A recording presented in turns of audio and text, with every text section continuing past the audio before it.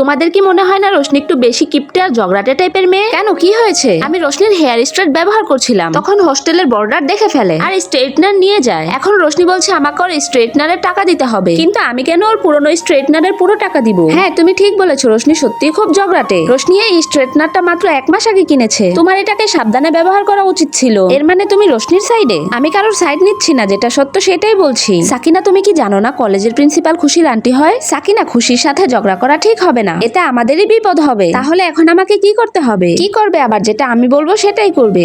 ওকে, শুরু করে দাও। রোশনি এসে গেছে। ওরা কি সবাই আমাকে একা করে দিবে? আরে চলো চলো, বাইরে নুডলস খেতে যাই। হ্যাঁ চলো, আমিও তোমাদের সাথে যেতে চাই। মনে হচ্ছে এদের সাথে থাকা খুব কঠিন হয়ে যাবে। হাই রোশনি, এখানে বসো, আমি তোমার জন্য সিট রেখেছি।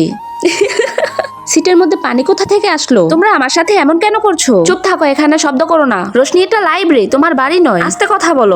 Plan successful. সবাই চলো জলদি, ক্লাস শুরু হয়ে যাবে। কিন্তু রোশনি, সাকিনা একটু আস্তে বলো। আরে জলদি চলো, দেরি হয়ে যাচ্ছে।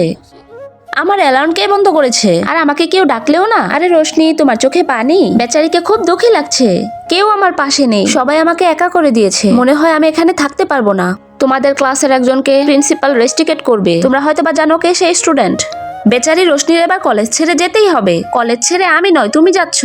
হ্যাঁ, কারণ তুমিই সেই মেয়ে যে প্রিন্সিপাল আন্টির ভয় দেখিয়ে মাসুম স্টুডেন্টদের বিরক্ত করো। হ্যাঁ, আর আমরা সবাই মিলে তোমার বিরুদ্ধে প্রমাণ জোগাড় করেছি। তোমাকে তো এখন আর রাগ দেখিয়ে কোনো লাভ নেই। আমাদের প্রমাণ প্রিন্সিপালের কাছে পৌঁছে গেছে। খুশি এখন এখানে নেই, তাই আমি তোমাদের কাছে জানতে চাই, তোমরা কি সত্যিই রোশনিকে কলেজ থেকে বের করে দিতে চাও? না, আমরা এটা চাই না, কিন্তু আমরা ওর বিরুদ্ধে কিছু বললে ও আমাদের কলেজ থেকে বের করে দিতে চাইবে। কিন্তু আমি তো কোনো ভুল করিনি, তাহলে আমার সাথে এমন কেন করছো? আমার কাছে একটা বুদ্ধি আছে, শোনো সবাই। এরপর আমরা সবাই মিলে প্ল্যান বানাই আর খুশির সব কর্মকাণ্ড মোবাইলে রেকর্ড করে ফেলি।